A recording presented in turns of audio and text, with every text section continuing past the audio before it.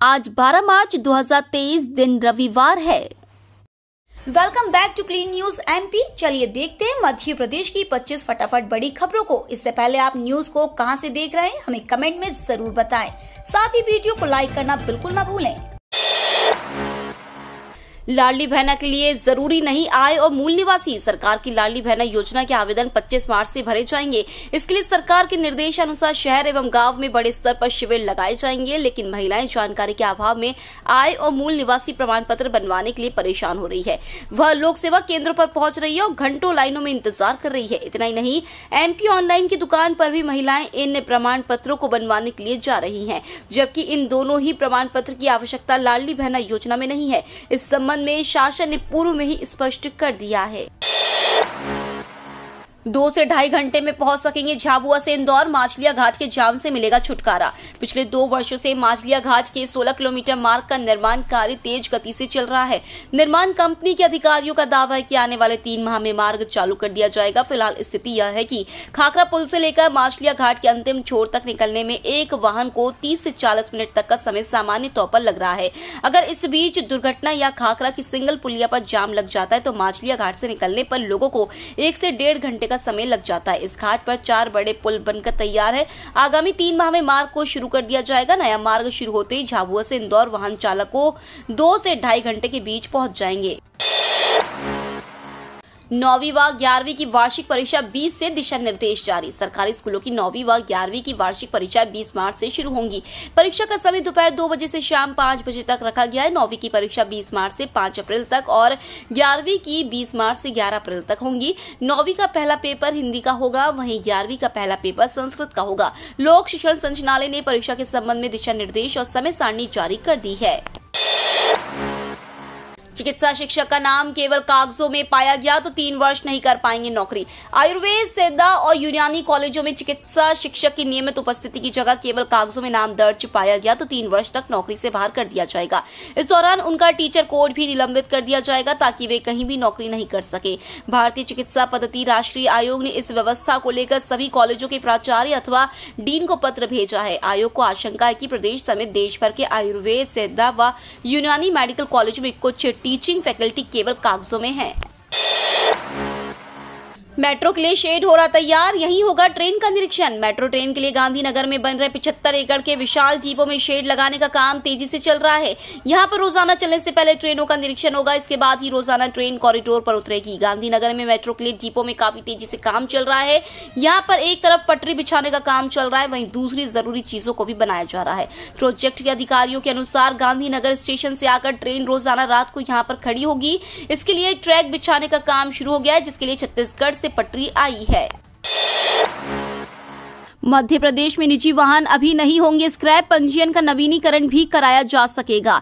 प्रदेश में अप्रैल से कंडम वाहनों को स्क्रैप करने की प्रक्रिया शुरू होगी। पहले चरण में 4000 सरकारी वाहन स्क्रैप किए जाएंगे।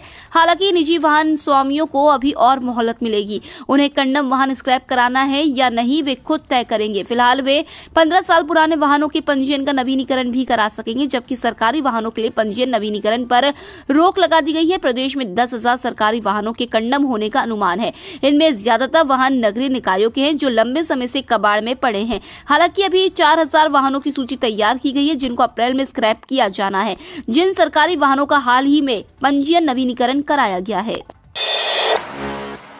प्रदेश में 500 करोड़ से बनेगी 3500 राशन दुकानें। मध्य प्रदेश में 500 करोड़ रुपए की लागत से 3500 शासकीय उचित मूल्य दुकानों का निर्माण किया जाएगा। साथ ही लक्ष्य सार्वजनिक वितरण प्रणाली को पारदर्शी बनाने के लिए उचित मूल्य दुकानों के सुदृढ़ीकरण और सुव्यवस्थित संचालन के साथ खाद्यान्न की कालाबाजारी रोकी जाए। यह निर्देश खाद्य नागरिक आपूर्ति एवं उपभोक्ता संरक्षण विभाग के प्रमुख सचिव उमाकांत उमाराव ने दिए हैं। वह संभाग आयुक्त कार्यालय भोपाल में नर्मदापुरम और भोपाल संभाग की सार्वजनिक वितरण प्रणाली की समीक्षा बैठक ले रहे थे। पीएचडी के नए नियमों को कार्य परिषद की मंजूरी मिलना बाकी। विश्वविद्यालय अनुदान आयोग ने पीएचडी से जुड़े नियमों में बदलाव किया है। इन्हें जल्द ही देवी अहिल्या विश्वविद्यालय अपने अध्यादेश में जोड़ने जा रहा है। मार्च में होने वाले कार्य परिषद में नए नियमों को सदस्यों के सामने रखा जाएगा। मंजूरी मिलने के बाद विश्वविद्यालय प्रशासन इन नियमों के आधार पर पीएचडी प्रवेश परीक्षा का संचालन करेगी। डॉक्टरल एंट्रेंस टेस्ट में पंजीयन की प्रक्रिया अब अप्रैल में शुरू होगी। 3 सप्ताह का समय उम्मीदवारों को आवेदन के लिए दिया जाएगा। शर्ट का बटन तक रिकॉर्ड कर लेंगे कैमरे, राजवाड़ा की 13 गलियां होंगी सील। पुलिस ने रंग पंचमी पर 12 मार्च को इंदौर में निकलने वाली गेर के लिए तैयारी कर ली है। सुरक्षा व्यवस्था के लिए 2000 पुलिसकर्मी अधिकारी तैनात किए जा रहे हैं। 50 गलियों में हाई रेजोल्यूशन आईपी कैमरे लगाए जा रहे हैं जो शर्ट का बटन तक रिकॉर्ड कर लेंगे। गेर में हुड़दंग करने वालों को पकड़ने के लिए महिला पुलिसकर्मियों को तैनात किया जाएगा। आयुक्त हीरा नारायण चारी मिश्र के मुताबिक गेर व्यवस्था में पिछले साल की तरह सख्ती बरती जाएगी। एम्स में आधुनिक उपकरणों से होंगे आंखों के ऑपरेशन, नेत्र रोगियों को होगी सहूलियत। राजधानी के साकेत नगर में स्थित अखिल भारतीय आयुर्विज्ञान संस्थान भोपाल के नेत्र रोग विभाग में अब जटिल नेत्र रोगों के निःशुल्क ऑपरेशन की सुविधा आम लोगों के लिए उपलब्ध कराई गई है। पहले लोगों को जिन ऑपरेशनों के लिए महंगे निजी अस्पतालों के चक्कर काटने पड़ते थे, वहीं अब इस प्रकार के सभी ऑपरेशन आसानी से एम्स में अपडेट मशीनों से संभव हो सकेंगे। जल्द बदलने वाले हैं नियम, ध्वनि वायु प्रदूषण पर देना होगा 10,000 का जुर्माना। यातायात नियमों की अनदेखी भारी पड़ने वाली है। सबसे ज्यादा दिक्कत ध्वनि और वायु प्रदूषण करने वालों को है। सरकार ने इनसे 10,000 रुपए तक दंड वसूलने की छूट दे दी है। रंग पंचमी के बाद 150 ट्रैफिक अधिकारी कार्रवाई करने मैदान में उतर जाएंगे। ट्रैफिक नियमों का उल्लंघन करने वालों पर कार्रवाई के लिए गजट नोटिफिकेशन जारी किया गया है। नियमों का उल्लंघन करने पर जुर्माने की नई दरें भी लागू कर दी गई हैं। शुक्रवार को ट्रैफिक प्रबंधन के अतिरिक्त पुलिस आयुक्त महेश जैन ने सभी अफसरों की बैठक बुलाई। एसआई सूबेदारों की 150 टीमें बनाई और रंग पंचमी के बाद सख्ती के निर्देश दिए। बोली साध्वी प्रज्ञा, विदेशी महिला से उत्पन्न पुत्र कभी देशभक्त नहीं हो सकता। भोपाल से सांसद साध्वी प्रज्ञा ने एक बार फिर विवादित बयान दिया है। प्रज्ञा ने कहा है कि विदेशी महिला से उत्पन्न पुत्र कभी देशभक्त नहीं हो सकता। ये राहुल गांधी ने तय कर दिया है। वे विदेश में कहते हैं कि हमें संसद में बोलने का अवसर नहीं मिल रहा है। इससे शर्मनाक बात नहीं हो सकती। मैं ऐसे राहुल गांधी को दुत्कारती हूँ। इन्हें अब राजनीतिक अवसर नहीं देना चाहिए। इन्हें देश से निकालकर फेंक देना चाहिए। इंदौर में आज निकलेगी गैर यात्रा। इंदौर में 74 साल पुरानी रंग पंचमी की गैर यात्रा आज निकलेगी। इस दौरान पानी और गुलाल की मिसाइलों से तिरंगा बनाया जाएगा। जिला प्रशासन गैर यात्रा को यूनेस्को की विश्व धरोहर की सूची में शामिल कराने में जुट गया है। इसके लिए Indore tourism promotional council photography भी कर रही है। सस्ता आयात की वजह से एमआरपी हुआ धड़ाम, प्रति टीन का नया भाव जारी, 87 रुपए पर आया भाव।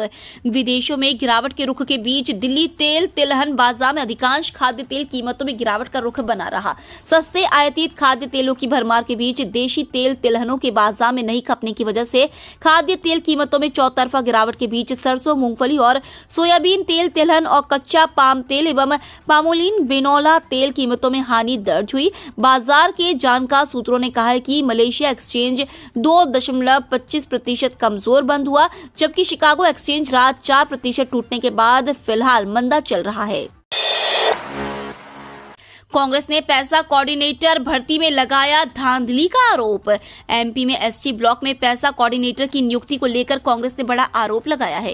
कांग्रेस नेता डॉक्टर विक्रांत भूरिया ने कहा है कि ब्लॉक और जिला कोऑर्डिनेटर की भर्ती में बीजेपी नेताओं के रिश्तेदारों की गलत तरीके से भर्ती की गई। इस मामले में उन्होंने सीबीआई जांच की मांग की। उन्होंने कहा कि बेरोजगारों से रजिस्ट्रेशन फीस लिया गया, फिर इंटरव्यू टाल दिया गया, अब गुपचुप तरीके से भर्ती की गई है। सीएम शिवराज ने की उमा भारती की तारीफ। सीएम शिवराज ने एक कार्यक्रम में उमा भारती की जमकर तारीफ की। सीएम ने कहा कि 2003 के पहले लोग कहते थे कि बीजेपी के बस का नहीं है, चाहे कुछ भी हो सरकार दिग्विजय सिंह बनाएंगे, लेकिन उस समय घनघोर परिश्रम करते हुए शरीर और अपने स्वास्थ्य को दांव पर लगाकर काम करते हुए उमा भारती दीदी ने उस सरकार को उखाड़ कर फेंक दिया। 2003 में बीजेपी की सरकार बनाने में योद्धा और रणनीतिकार उमा भारती ही थी। मंच संचालक से हो गई चूक, बीजेपी प्रदेश अध्यक्ष को सिंधिया ने रोका। मध्य प्रदेश की सियासत में अब महाराज यानी केंद्रीय मंत्री ज्योतिरादित्य सिंधिया की ही चलेगी। कुछ ऐसा ही वाकया एक दिन पहले शिवपुरी में देखने को मिला, जब भाषण देने के लिए मंच पर आए बीजेपी के प्रदेश अध्यक्ष विष्णु दत्त शर्मा को सिंधिया ने रोक दिया। इसके बाद प्रदेश अध्यक्ष वीडी शर्मा वापस जाकर अपनी कुर्सी पर जा बैठे। यह देख समारोह स्थल पर सन्नाटा छा गया। बीजेपी में बड़े पैमाने पर काटा जा सकता है टिकट। एमपी में बीजेपी और कांग्रेस के पास लगभग 80-80 सीटों का बेस है। बहुमत का आंकड़ा 166 है। लड़ाई 36 सीटों के लिए है जो सरकार बना सकती है। बीजेपी अपनी स्थिति मजबूत करने के लिए आंतरिक सर्वे करवा रही है। सीएम और संगठन दोनों पूरी तरह से जोर आजमाइश में लगे हुए हैं। बीजेपी के एक नेता ने तो यहां तक कह दिया कि इस बार स्थिति थोड़ी खराब है और इसलिए बड़े पैमाने पर सिटिंग विधायकों का टिकट काटा जाएगा।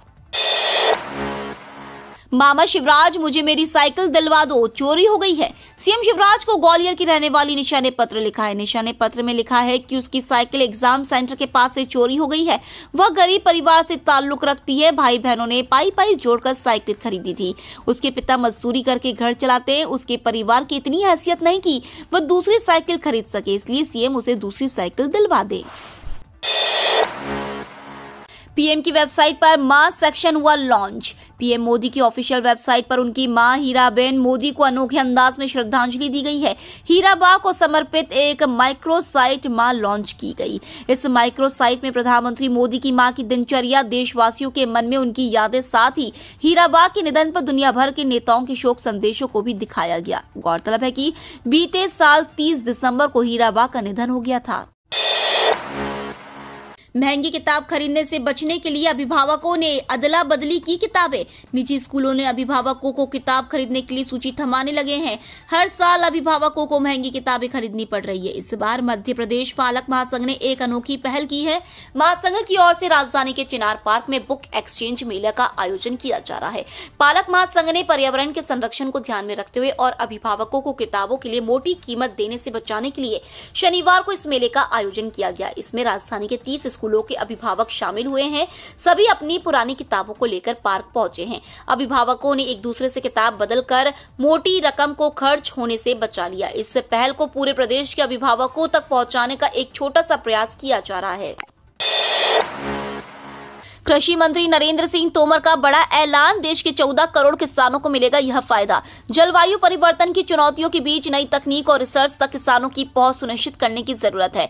केंद्रीय कृषि मंत्री नरेंद्र सिंह तोमर ने भारतीय कृषि अनुसंधान परिषद की 94वीं सालाना आम बैठक में इस बात पर जोर दिया। उन्होंने कहा कि कृषि इंडियन इकोनॉमी की रीढ़ है, इस क्षेत्र को अधिक विकसित किया जाना चाहिए। तोमर ने कहा, जलवायु परिवर्तन जैसी चुनौतियां आज हमारे सामने है। प्राकृतिक आपदाओं से किसानों की खड़ी फसल को होने वाले नुकसान की चुनौती का भी हम सामना कर रहे हैं। नए भारत में हमें नई तकनीक और शोध को सभी किसानों तक पहुंचाना है। एक आधिकारिक बयान के अनुसार उन्होंने कृषि क्षेत्र को बढ़ावा देने में ICAR के वैज्ञानिकों के योगदान की सराहना की। साथ ही कहा कि 2047 तक नया भारत बनाने के लिए और अधिक शोध प्रयासों की जरूरत है। बादल छटने से धूप में बड़ी तलखी, 14 से फिर वर्षा होने के आसार। उत्तर प्रदेश से लेकर मध्य प्रदेश से होकर मध्य महाराष्ट्र तक बनी ट्रफ लाइन कमजोर पड़ गई है। इस वजह से वातावरण में नमी कम होने लगी है। मौसम वैज्ञानिकों के मुताबिक नमी कम होने से बादल छट गए हैं। इससे दिन के तापमान में बढ़ोतरी होने लगी है। हालांकि हवा का रुख उत्तर पूर्वी रहने से रात के समय सिरहन बनी हुई है। राजधानी का अधिकतम तापमान 31 डिग्री सेल्सियस के आसपास बना रहने की संभावना है। उधर एक नया पश्चिमी विक्षोभ वर्तमान में ट्रफ के रूप में ईरान और अफगानिस्तान के आसपास बन गया है। इसके प्रभाव से मध्य प्रदेश में मौसम का मिजाज एक बार फिर बिगड़ने के आसार है। इसके चलते 13 मार्च की शाम से फिर बादल छाने लगेंगे।